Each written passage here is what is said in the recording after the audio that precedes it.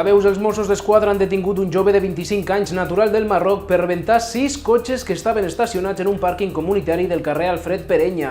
El jove va sostreure objectes de valor de l'interior dels vehicles, com ara dispositius GPS i ulleres de sol de marca. Els robatoris es van cometre a principis d'any. 5 mesos després, la policia ha aconseguit identificar i detenir el jove, que ha passat a disposició judicial. Més notícies. Continua l'onada de calor a Lleida, ho haureu notat, oi? El Servei Meteorològic de Catalunya preveu que les altes temperatures es mantinguin fins dissabte a l'àrea de Ponent i la Catalunya central.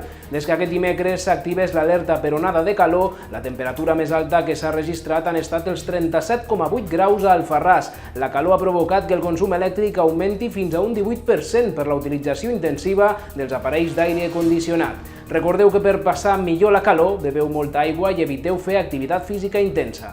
Això és tot. Més informació a les xarxes socials de La Veu de Lleida. Fins aviat.